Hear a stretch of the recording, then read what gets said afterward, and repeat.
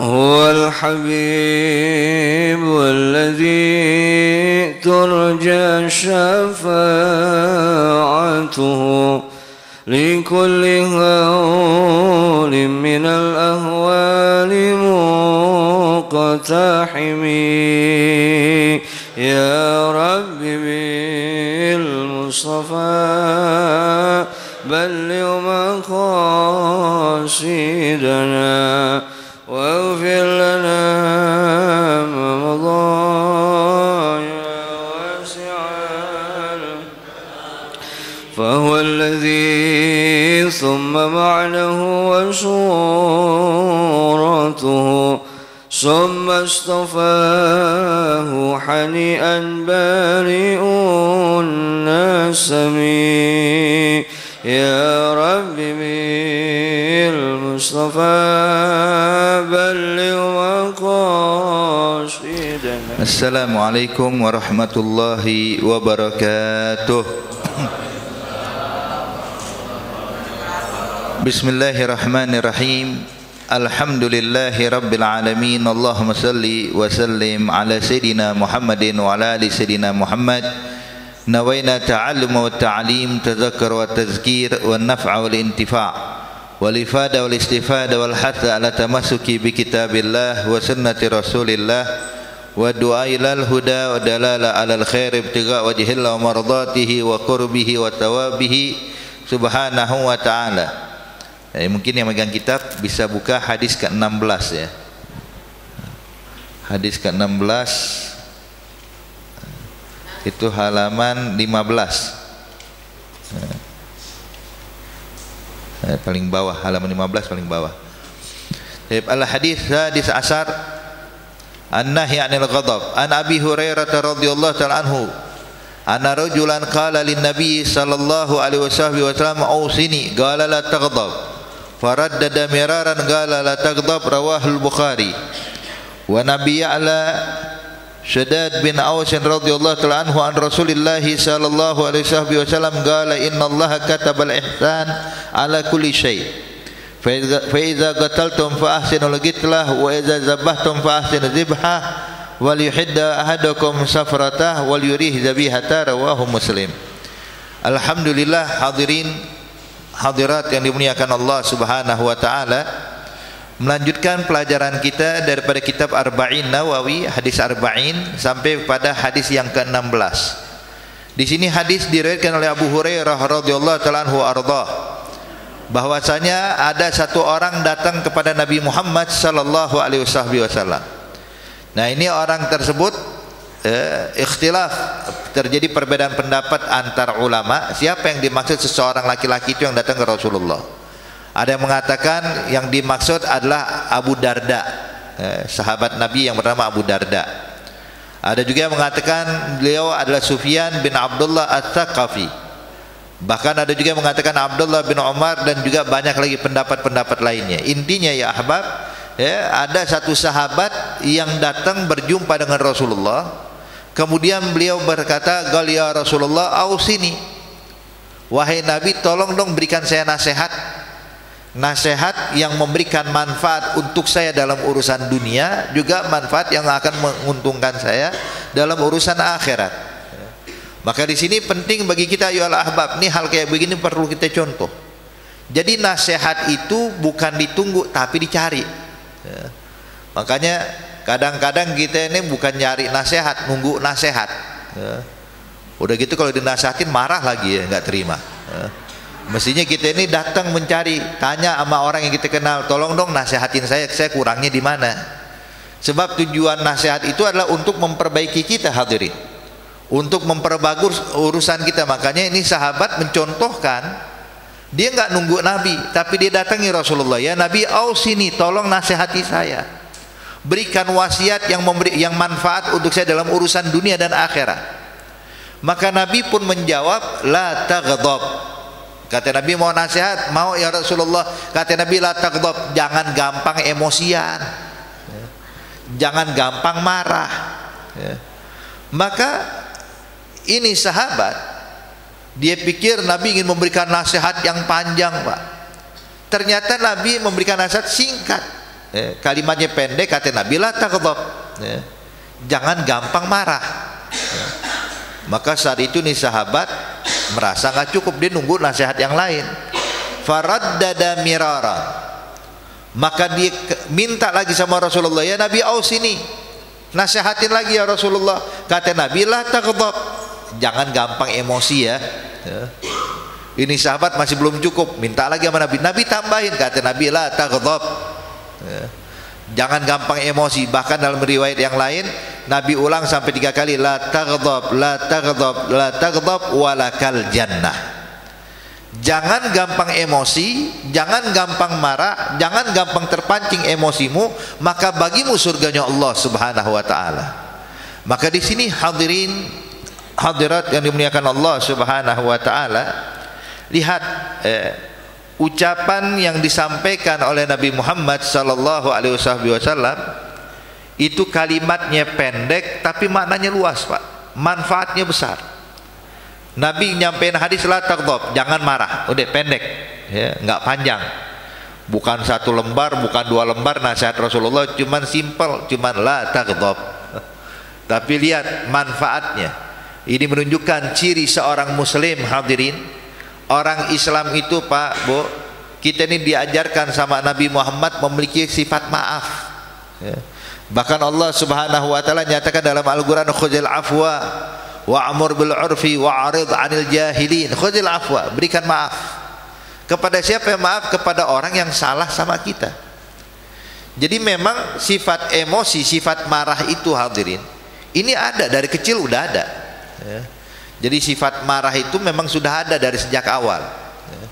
Cuma ya, ini kata ulama, kata Imam Ghazali, Bu, Pak, sifat emosi itu kayak anjing peliharaan, ya, kayak anjing peliharaan.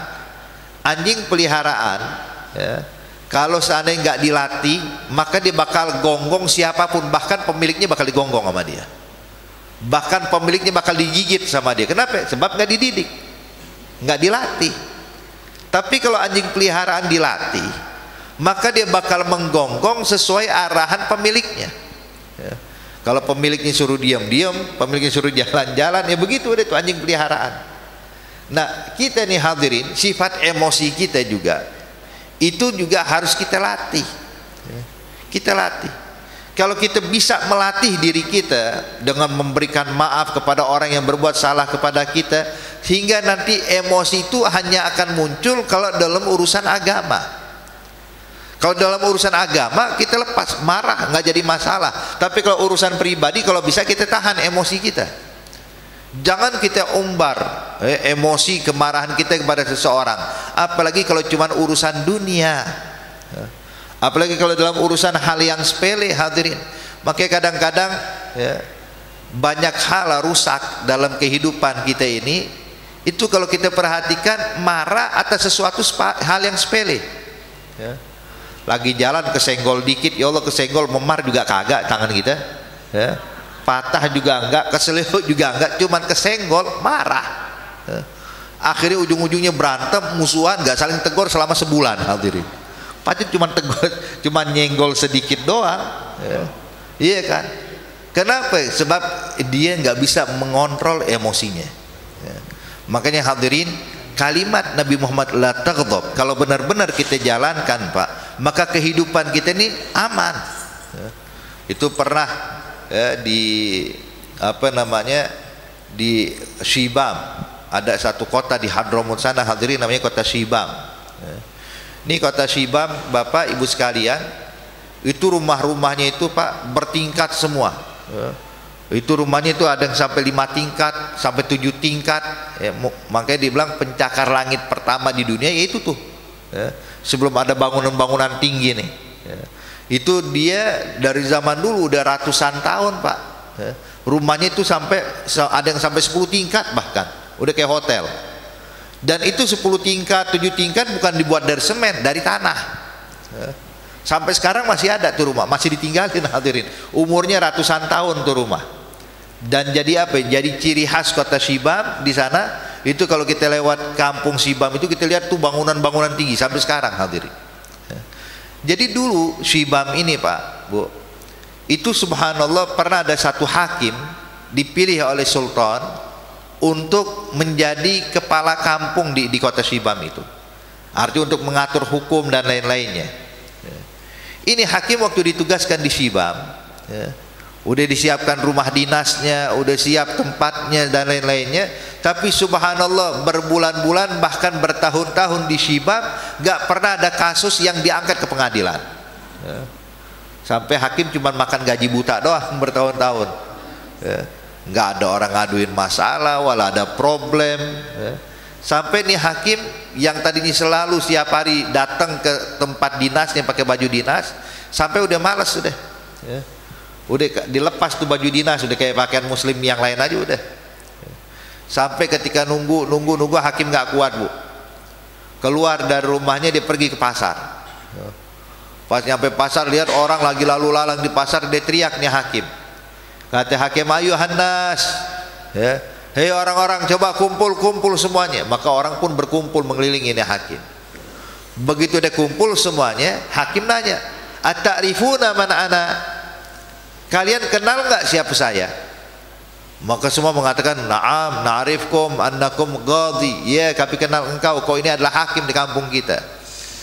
Taib, kata hakim, tahukah kalian rumah saya di mana? Dibilang, iya rumah anda di sebelah sana. Kata hakim, kalau kalian tahu saya qadhi, saya hakim, kalian tahu di mana rumah saya, kok enggak pernah ada kasus sih yang diangkat kepada saya? Emang itu orang hidup normal aja, aman-aman aja, enggak ada cekcok, enggak ada permusuhan, enggak ada ini dan itu. Maka satu orang menjawab, Ghalia hakim, terus terang, kita ini manusia bukan malaikat. Kita kadang ada beda pendapat, ada beda urusan satu dengan yang lainnya, kadang ada selisih paham dan lain-lain, itu wajar. Cuman yang mendamaikan kita nggak perlu ke pengadilan. Kenapa? Sebab Al-Quran udah mendamaikan kita. Al-Quran mengatakan khudhil afwa wa'mur bil urfi wa'rid 'anil jahilin. Nyuruh kita saling memaafkan. Kholas, kita saling memaafkan. Jadi kata hakim, setiap ada problem kalian langsung saling memaafkan. Dibilang betul ya hakim. Kata hakim, kalau begitu salah tempat saya jadi hakim di sini. Percuma jadi hakim. Pulang ke rumah pak. Subhanallah beberapa hari kemudian datang dua orang ke rumah hakim. Hakim nyambut, sangkain tamu. Dibilang ada apa? Ya hakim, saya pengen nuntut nih orang. Hakim kaget. Ini beneran nih kasus. Dibilang kasus ya hakim. Saya pengen nuntut dia dalam tuduhan urusan penjualan tanah. Wah kata hakim, ini urusan tanah. Baik kata hakim, tunggu sebentar. Hakim masuk bu ke dalam ruangan, ke dalam rumahnya. Langsung dia pakai pakaian dinas yang selama ini bertahun-tahun gak pernah dipakai lagi sama dia. Dia pakai pakaian dinasnya. Kemudian dihadirkan dua orang tadi, yang mendakwa dan yang terdakwa. Ketika dihadirkan oleh hakim, diletakkan di tempat duduk yang sama tingginya. Maka hakim pun bertanya kepada pendakwa, apa yang kau tuduhkan ya fulan? Maka pendakwa ini mengatakan, ya hakim, saya nuntut kepada ini orang. Dia bilang, kenapa? Kemarin saya udah jual tanah kepada dia. Toyib, itu tanah saya jual sama isi-isinya. Artinya yang saya jual ya bukan atasnya doang, sampai isinya juga saya jual. Artinya udah milik dia ya hakim.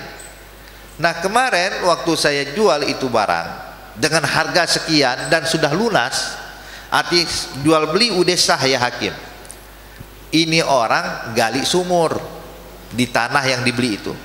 Ketika gali sumur ketemu harta karun. Terus, nah itu harta karun malah mau dikasih ke saya ya hakim. Kan saya udah bilang saya jual tanah ini sama isi-isinya. Jadi harta karun ya ambil buat ente.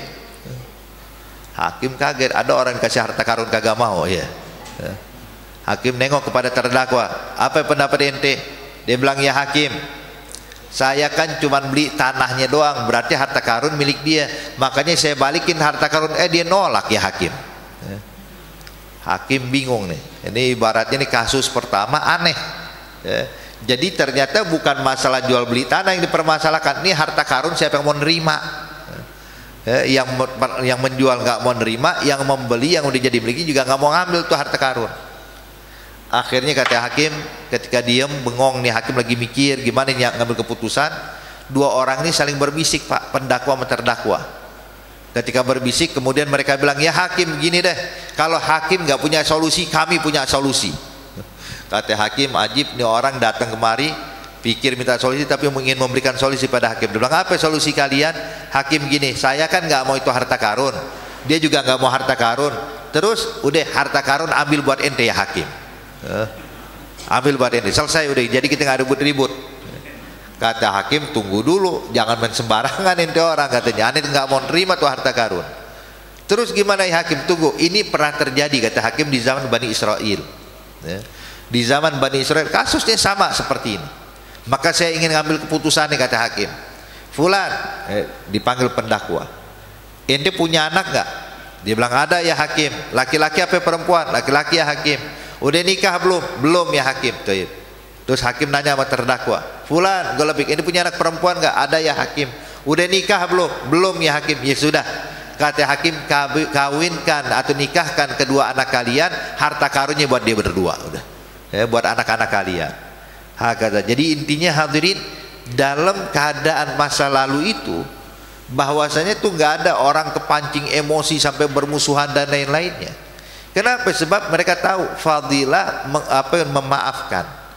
Sebab dinyatakan hadirin, seseorang itu bakal bakal memiliki kedudukan, menjadi orang yang terhormat kalau dia bisa menahan dirinya dalam 4 hal.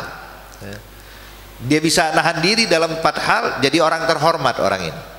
Apa itu? Yang pertama, bisa menahan diri ketika menginginkan sesuatu. Jadi nggak ada ambisi dalam kehidupannya. Ambisi untuk menguasai, ambisi untuk menjadi yang pertama, nggak ada sama sekali. Artinya dia bisa nahan diri, pengen untuk mendapatkan kedudukan. Normal sifat manusia, pengen menjadi pemimpin atau pengen dihormati, cuman nggak ada ambisi. Dia bisa tuh tahan hawa nafsunya. Yang kedua, bisa menahan diri ketika takut. Bukan orang yang panikan, khawatir terus, enggak. Kadang dia takut akan sesuatu tapi bisa nahan diri. Yang ketiga adalah yang bisa menahan dirinya ketika marah. Dia tahan emosi ketika kepancing, namanya manusia. Jadi waktu kepancing emosi dia tahan amarahnya. Maka ini juga orang yang terhormat. Dan yang keempat, bisa menahan diri ketika syahwat, hawa nafsu. Kadang ada makanan pengen banget cuman ditahan. Ada sesuatu yang diinginkan, pengen mendapatkan itu tapi dia tahan. Dia tahan hawa nafsunya, maka orang kayak begini baru menjadi orang yang terhormat. Bahkan dalam riwayat yang lain katanya ulama, tidaklah seseorang menjadi wali, menjadi orang saleh kecuali memiliki 3 hal. Yang pertama adalah bisa menahan diri dari emosi. Jadi gampang, para wali itu Pak, orang-orang saleh itu bukan orang yang gampang emosian, bukan orang yang gampang marah, tapi orang-orang yang saleh itu adalah orang yang selalu bisa memaafkan orang yang salah sama dia. Berapa banyak kita dapatkan kisah para aulia, para salihin hadirin. Kadang mereka ini berusaha memancing emosi para orang-orang saleh, tapi subhanallah Pak, dia bisa sabar menghadapi cobaan itu. Itu pernah ada satu Abdullah bin Dinar. Ini Abdullah bin Dinar salah satu orang saleh. Waktu jalan di Irak, di Baghdad, lagi jalan di satu kampung di Baghdad sana, ada satu ibu-ibu perempuan. Ini ibu-ibu manggil, ya Abdullah bin Dinar. Abdullah bin Dinar gak kedengeran, tetap jalan. Teriak, ya Abdullah bin Dinar. Abdullah bin Dinar juga gak kedengar suara ibu-ibu ini, terus jalan. Maka nih ibu-ibu kesel hadirin, teriak, hei orang yang ria, hei orang yang sombong, dipanggil kagak mau nengok. Ternyata ucapan cacian ini kedengaran dengan Abdullah bin Dinar. Berhenti nengok sama ini ibu. Dia bilang, ibu, sejak kapan ibu tahu nama asli saya? Bilang, nama asli apa? Cacian tadi, hei orang yang ria, hei orang yang sombong. Dia bilang, ibu, doain saya biar hilang tuh penyakit hati saya, sifat ria, sifat sombong. Artinya nggak marah sama sekali. Coba kalau kita Kita lagi duduk, lagi zikir, lagi baca Quran, tahu-tahu datang, riya ente, sombong ente. Kira-kira kita bakal tersinggung nggak? Tersinggung. Kita lagi asik ibadah, tahu-tahu ada orang nuduh kita macam-macam.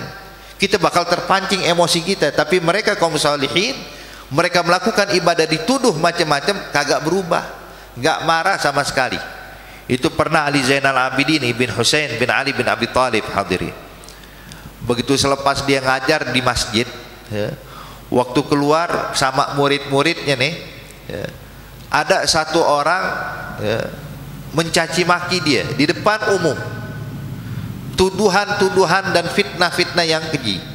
Bilang ente adalah orang sombong, ente adalah orang yang ria, ente adalah orang yang begini, semuanya cuma tipu daya, yang kau lakukan adalah ini.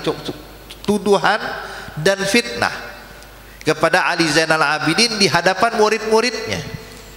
Ini Ali Zainal Abidin waktu diomelin kayak begini, dicaci maki, dituduh, cuma nundukin kepalanya, hadirin. Muridnya di samping pengen ngejawab, ditahan oleh Ali Zainal Abidin. Dia bilang, ente jangan ikut campur, ini urusan saya dengan dia, ente nggak ada urusan dalam urusan ini, jadi diam. Maka begitu nih orang dikelar nyaci maki, dia puas. Ali Zainal Abidin pun mengangkat kepala melihat orang ini, mengatakan, "Qalia fulan jazakallah khair, terima kasih banyak atas nasihatnya." Terima kasih banyak atas nasihatnya. Maka orang yang baik seperti ente ini yang menasehati saya harus dapat hadiah. Maka Ali Zainal Abidin bilang sama pembantunya, "Coba ambilkan uang 500 dirham, kasih dia." Berikan kepada orang ini. Kepada siapa? Kepada orang yang nyaci maki. Subhanallah, sampai yang nyaci maki waktu nerima duit dari Ali Zainal Abidin bilang, "Ya Ali, ente ini orang baik, ente orang bagus, ente orang masya Allah, tuduhan aneh semuanya salah, ente adalah orang yang dekat sama Allah." Berubah jadi pujian. Hakada. Cuman yang menarik di sini, hadirin, ketika dicaci maki Ali Zainal Abidin gak kepancing emosinya, gak marah. Dan inilah keadaan kaum muslimin, dan ini bisa dilatih, hadirin. Untuk mendapatkan hal tersebut nggak mudah, tapi dilatih. Orang yang bisa nahan emosi, Pak, spontanitas itu tuh nggak gampang. Jangankan kita kepada orang lain, kadang kita sama anak aja kadang emosian kita. Salah sedikit kita bawanya mau marah terus sama anak ya. Kenapa, hadirin? Sebab kita nggak melatih. Tapi kalau kita latih, Pak, subhanallah, tuh spontanitas kayak otomatis. Ketika kepancing emosi bisa langsung memaafkan. Sebagaimana itu Sayyidina Ali bin Abi Thalib pernah waktu duel lawan musuh, waktu dalam suatu peperangan, ketika berduel 1 lawan 1, hadirin. Maka waktu Sayyidina Ali bin Abi Thalib memukulkan pedangnya hingga musuh pun terjatuh. Ketika musuh terjatuh, tiba-tiba ini musuh pun meludahi wajah Sayyidina Ali. Sempat-sempatnya tinggal dibunuh pakai ngeludah dulu. Sampai kena muka Sayyidina Ali, merah wajah Sayyidina Ali. Begitu merah wajah Sayyidina Ali, itu pedang nggak jadi dihujamkan ke musuh, yang ada pedang kembali disarungkan pada sarungnya, ditinggal, dibiarin hidup tuh orang yang ludahin mukanya. Padahal ini jelas-jelas kafir harbi, orang kafir yang memerangi Islam, yang dihalalkan oleh Allah untuk dibunuh. Maka saat itu waktu Sayyidina Ali bin Abi Thalib meninggalkan, teriak nih orang, "Ya Ali, lima la taqtulni?" Ali, kenapa nggak jadi bunuh saya? Kata Sayyidina Ali, "Tadinya saya ingin membunuh engkau karena Allah, tapi begitu engkau ludahi muka saya, terpancing emosi saya, maka saya nggak bakal melukai siapapun dengan emosi," katanya. So, lihat, jadi bisa otomatis, Pak, bisa menahan tuh, merubah tuh dengan cepatnya. Kenapa? Karena dilatih. Jadi yang pertama, para aulia salihin itu ciri mereka itu adalah orang yang bisa memaafkan kesalahan orang lain, nggak gampang emosian.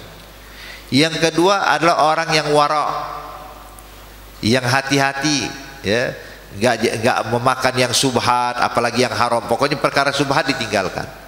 Yang ketiga adalah orang yang memiliki akhlak yang baik.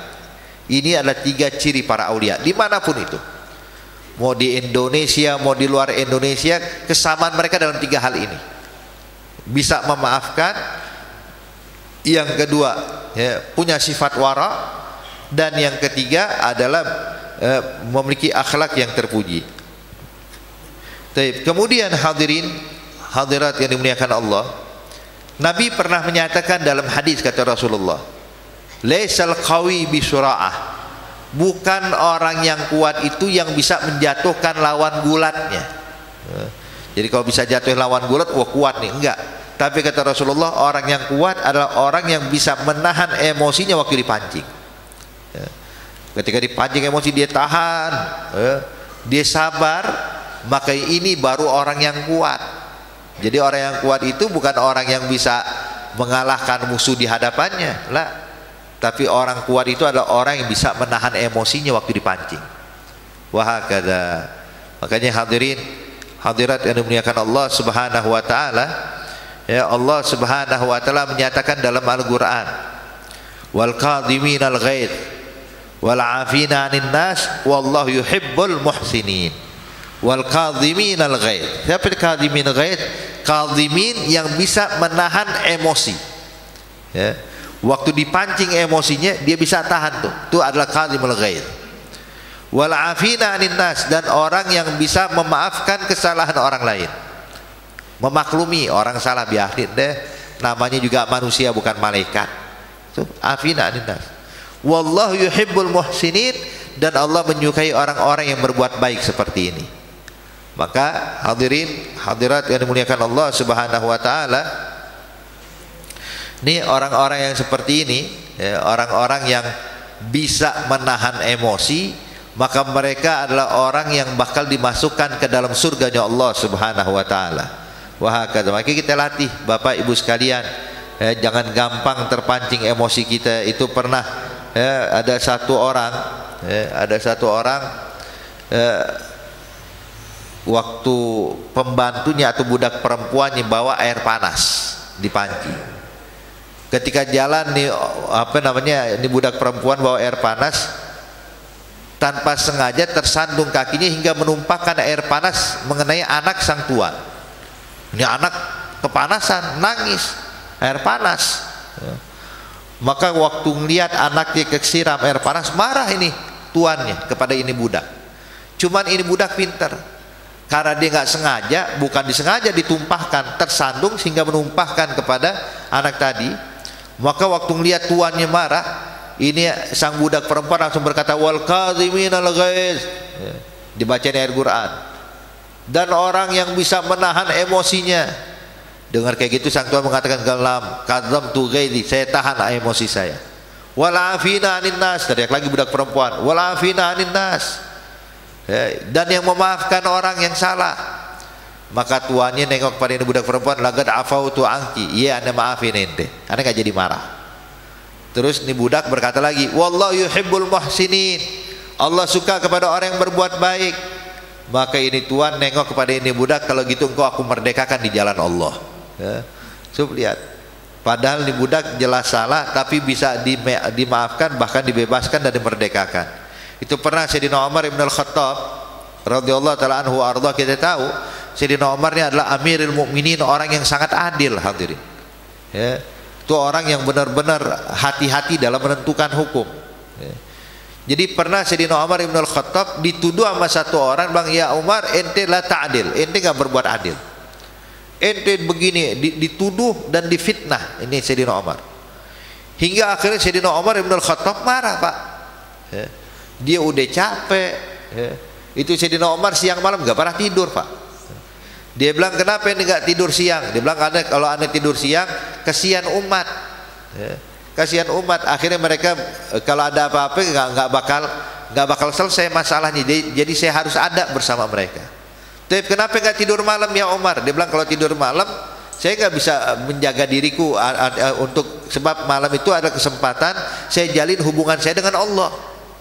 Jadi kalau siang jalin hubungan dengan manusia, kalau malam jalin hubungan dengan Allah. Jadi saya nggak bisa tidur lah siang wala malam.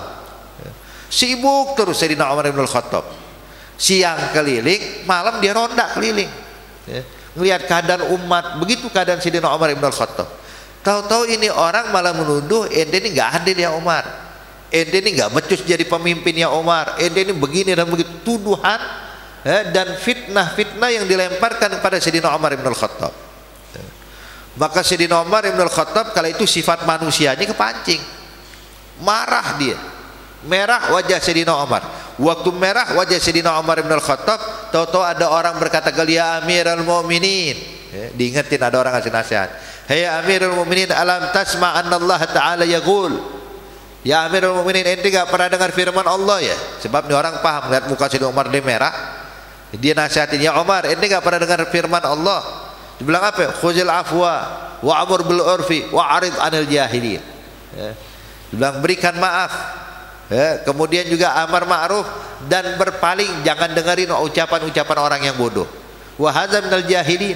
Ini orang yang nyaci maki ente ini adalah orang yang jahilin.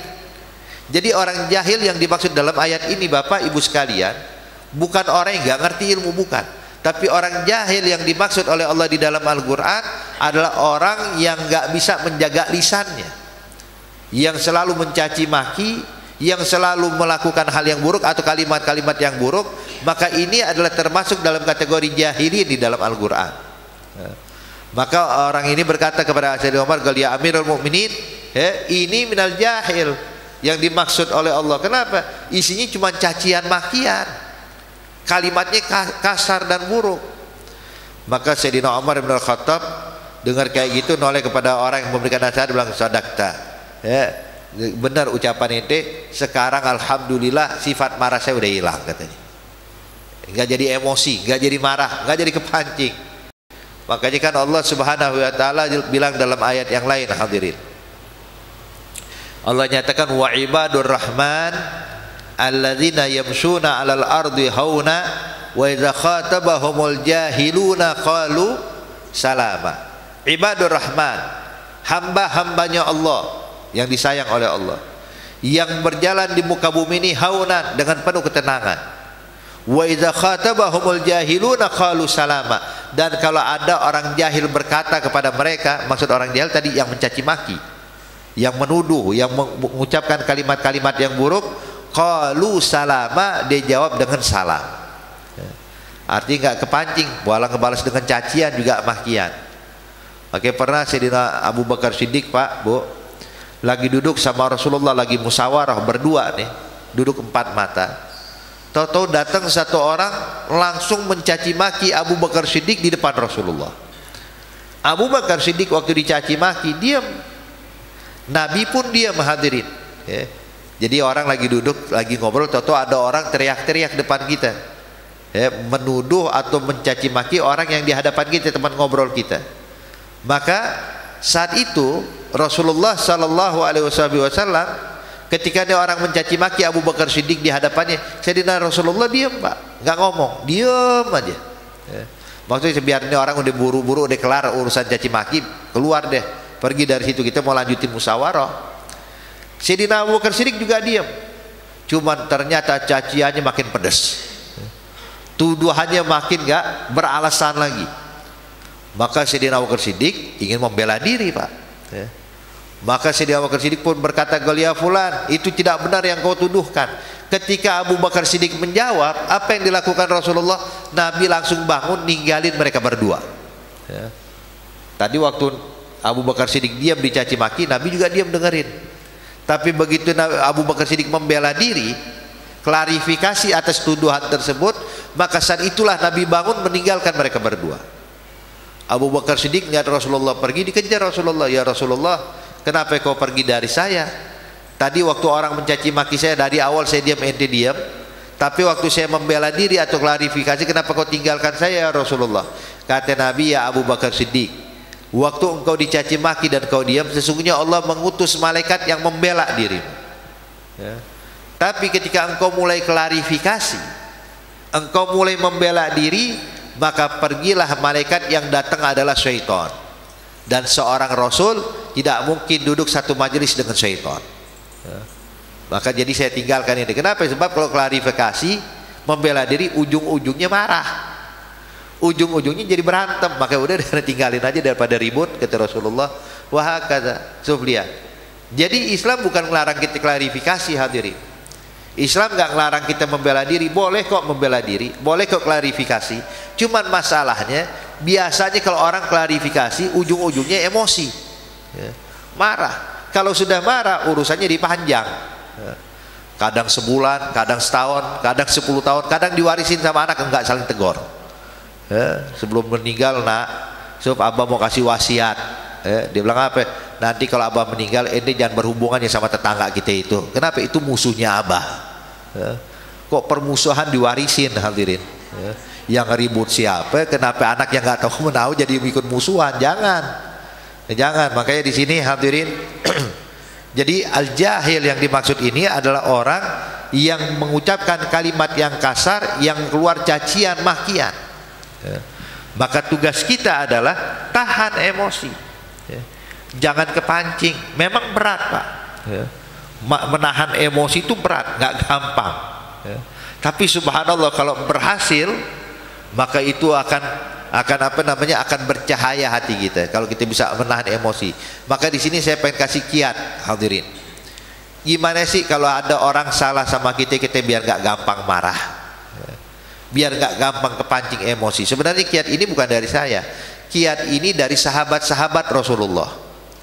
Jadi para sahabat-sahabat itu bilang, kalau ada orang berbuat salah kepada saya, maka saya akan carikan untuk orang yang salah tadi 70 alasan agar saya bisa maafkan dia.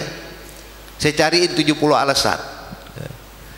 Makanya saya bilang, hadirin hadirat yang dimuliakan Allah, jujur, jangankan 70 alasan, Pak, 5 alasan aja udah cukup sebenarnya. Tapi sahabat ngasih kepada orang yang salah pada dia bukan 5 alasan, 70 alasan.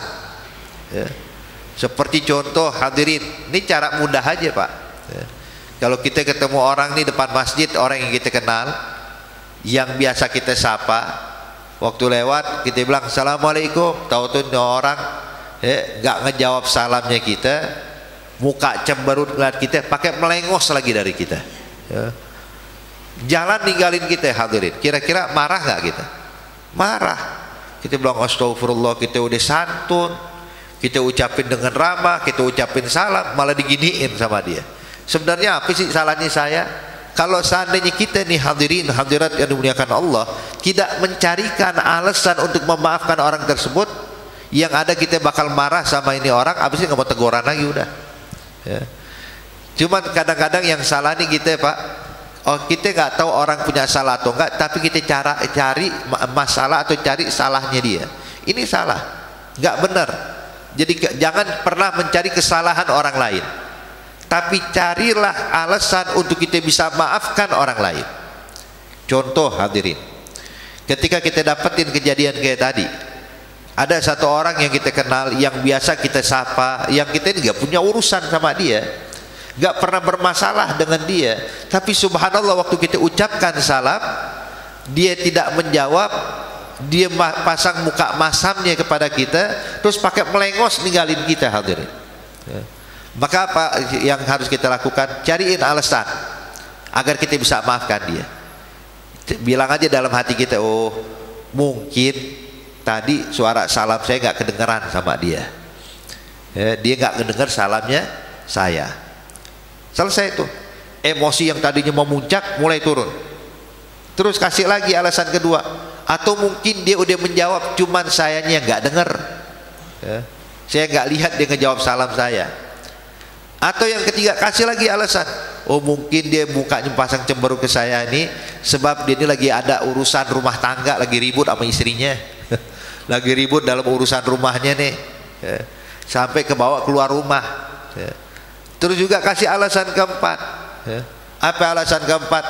Mungkin memang wajah bawaannya kayak begitu, sayanya aja yang baperan, didiemin cemberut kita marah, aduh baperan banget sih saya. Akhirnya Pak, tuh emosi kita yang memuncak hilang tuh. Artinya kalau kita baru ngasih 4 alasan udah hilang emosi kita, gimana sahabat ngasih orang yang salah 70 alasan, dicariin 70 alasan untuk bisa maafkan orang yang salah sama dia. Nah makanya kita latih, belajar cariin alasan untuk maafin orang. Jangan cari 70 kesalahan orang biar memancing emosi kita, jangan. Tapi cari alasan agar kita bisa maafkan dia. Hakada. Kemudian juga hadirin hadirat yang dimuliakan Allah Subhanahu wa taala, ini juga kiat yang diajarkan oleh Imam Fudail bin Iyad. Fudail bin Iyad bilang, jadi pernah ada satu orang nih mencaci maki dan menuduh Fudail bin Iyad, menfitnah di belakang beliau. Ada orang yang nyampein, ya Fudail, ente tahu nggak tuh fulan bin fulan itu nuduh ente begini, nuduh ente begitu, artinya omongan di belakang nih buruk loh kepada ente. Maka Fudail bin Iyad waktu dengar kayak gitu, Pak, ya, bukan marah, yang ada dia doa sama Allah, dia munajat, dia bilang, ya Allah, kalau benar yang dituduhkan orang itu kepada saya, tolong ampunin dosanya saya. Hari kalau betul tuduhan itu, tolong maafkan saya ya Allah, ampuni dosa saya. Tapi kalau yang dituduhkan oleh orang itu salah, cuman fitnah, cuman tuduhan yang gak berdasar, maka ya Allah saya mohon kepadamu saat ini, ampuni kesalahan dia. Tuh lihat. Jadi kalau benar kita minta maaf sama Allah, kalau salah kita minta kepada Allah untuk maafin dia, selesai. Gak ada emosi, wala marah, wala apa, hadirin. Hakada. Dan juga subhanallah Bapak Ibu sekalian, ya, orang nih kalau musuhan sama orang, gampang marah, emosian, hidupnya gak bakal enak, ya, gak bakal enak. Dunia rasanya sempit, ya, kita kalau musuhan sama tetangga aja, itu dunia langsung sempit tuh. Saya gak suka sama tetangga saya, itu dibikin sama Allah, muka tetangga itu selalu ada depan muka kita, ya. Kita ke masjid ada dia, kita hadir majelis ketemu dia, kita masuk pasar ketemu lagi sama dia. Itu sengaja dibikin sama Allah kayak begitu, hadirin, biar hidup kita makin susah. Kenapa? Sebab bermusuhan sama orang muslim. Kita kalau musuhan sama orang Islam, itu bakal dibikin sama Allah, tuh orang yang kita musuhi namanya makin harum, hadirin. Sehingga itu hukuman dari Allah buat kita di dalam dunia sebelum akhirat. Makanya jangan pernah musuhan sama orang, buat baik sama orang. Ya, itu sampai Nabi mengatakan kepada para sahabat, kalau ada sahabat-sahabat saya melakukan kesalahan, tolong jangan ceritain kepada saya ya, kata Rasulullah. Kenapa? Saya pengen hidup nih ketemu sama sahabat semuanya enak, nggak kesel sama orang. Jadi kalau ada yang salah, tolong jangan ceritain sama saya. Ya, coba lihat. Nah kita juga begitu, hadirin. Makanya jangan cari tahu ini ada orang yang ngusir kita apa enggak, jangan. Ya, biarin aja udah, hidup jadi orang tuh di dunia ini seakan-akan gak punya problem sama orang, enak hidupnya, bahagia. Oleh karena itu hadirin hadirat yang dimuliakan Allah Subhanahu wa taala, saya rasa ini satu hadis cukup buat kita. Jangan gampang emosi. Makanya ini menunjukkan hadirin, seperti saya sampaikan, Nabi itu kalau kasih nasihat tuh kadang pendek banget, tapi maknanya luas, Pak. Maknanya luas. Makanya di sini mengajarkan kepada kita bahwasanya maksud daripada hadis tersebut, setiap problem yang kita hadapi sebenarnya ada jalan keluarnya. Itu dinyatakan innalikulli da'in dawa, setiap penyakit pasti ada obatnya. Nah penyakit hati kita ini ada obatnya juga. Makanya di antara obat penyakit hati, la taghdab, jangan gampang kepancing emosi. Itu yang pertama. Kemudian juga hadirin hadirat yang dimuliakan Allah Subhanahu wa taala, orang kalau emosian maka wataknya kayak orang gila, Pak. Kamal majnun, nggak sadar. Dia punya handphone, kalau lagi marah dibanting. Padahal apa salahnya handphone coba? Ada TV, wah dilempar. Ya TV nggak punya salah, di urusan sama tetangga, tapi TV-nya yang rusak. Kacanya yang pecah, anaknya yang nangis dipukul sama dia. Kenapa? Sebab punya masalah sama orang. Arti kan seperti orang gila, kamal majnun, yang nggak bersalah dihukum. Begitulah orang kalau marah. Makanya kalau orang bisa menahan emosi, maka dia bakal bisa benar-benar tuh mengontrol, benar-benar tidak melakukan sesuatu hal yang buruk. Makanya hadirin, diajarkan seorang hakim, pemimpin hakim itu dalam menentukan hukum itu nggak boleh menentukan hukum dalam keadaan emosi. Dia kalau seandainya ada masalah nih, lagi emosi memuncak, maka hendaknya hakim minta izin dulu untuk menenangkan diri. Udah tenang, baru putuskan. Kita juga kalau dalam menentukan sikap, hadirin, pengen menentukan suatu keputusan kepada keluarga kita, keputusan untuk anak-anak kita, jangan pada saat kita emosi. Ini anak nanya, "Bah, saya sekolah di sana apa sekolah di sini. Jangan waktu nunggu emosi dulu. Ketika emosi rendahkan, udah rendah baru jawab. Sebab kalau kita menentukan sesuatu dengan keadaan emosi, hasilnya nggak bakal baik, hadirin. Kemudian juga diajarin di sini dalam hadis tersebut bahwasanya sifat emosi itu ada yang buruk. Jadi ada emosi yang baik kalau marahnya karena Allah dalam urusan agama itu dibolehkan. Tapi kalau urusan pribadi, urusan dunia, maka itu adalah emosi yang buruk yang kita ditugaskan untuk menahan emosi tersebut. Dan disebutkan tadi bahwasanya keutamaan orang-orang yang bisa menahan emosi adalah orang-orang yang mendapat kemuliaan dari Allah Subhanahu wa taala, dan itu adalah sifatnya para salihin. Maka insya Allah kita bisa memiliki sifatnya orang-orang saleh, bisa mencontoh mereka orang-orang yang dekat dengan Allah Subhanahu wa taala. Mungkin sampai sini hadirin. Kalau ada yang punya pertanyaan silahkan. Mungkin ada yang ingin bertanya berkaitan dengan pembahasan kita atau pembahasan yang lain, silahkan. Tafadhalu.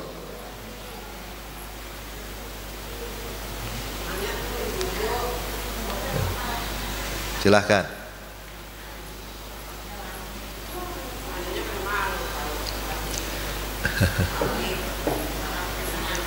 Ada? Nggak ada yang nanya? Pada malu semuanya ya. Hati-hati kalau malu sesat di jalan nanti gitu.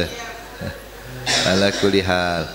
Ya khair, intinya hadirin hadirat ini dimuliakan Allah, ini saya rasa satu hadis cukup buat kita, bisa kita praktekkan, kita latih PR buat kita semuanya. Ya, tahan emosi, ada orang salah sama kita, carikan alasan untuk memaafkannya. Mau itu tetangga kita yang salah, mau itu anak kita yang salah, mau itu pasangan kita yang salah, maka cariin alasan biar kita bisa maafin dia. Insya Allah dengan kayak begini kita bakal mendapatkan kedudukan mulia di sisi Allah. Amin ya rabbal alamin. Al-Fatihah bil qabul wa tamam bil usul ma'mul yaghfir walidina walidikum amwatina amwatikum amwatil muslimin ajma'in. Anna Allah ta'ala taghashshaha birahmah wal maghfirah kunul jannah farij 'alal muslimin. Yakhtim lana wa lakum bil husna wa huwa radin 'anna fi khairin lutfin wa afiyah wa ila hadratin nabi Muhammadin sallallahu alaihi wasallam. Al-Fatihah. Alhamdulillahi rabbil alamin arrahmanir rahim maliki yaumiddin. Iyyaka na'budu wa iyyaka nasta'in. Ihdinas siratal mustaqim siratal ladzina an'amta 'alaihim ghairil maghdubi 'alaihim waladdallin. Amin. Rabbana taqabbal minna innaka antas samiul 'alim wa tub 'alaina innaka antat tawwabur rahim. Dawahum fiha subhanakallahumma tahiyyatuhum fiha salam wa akhiru dawahum alhamdulillahi rabbil alamin. Wassalamu alaikum warahmatullahi wabarakatuh.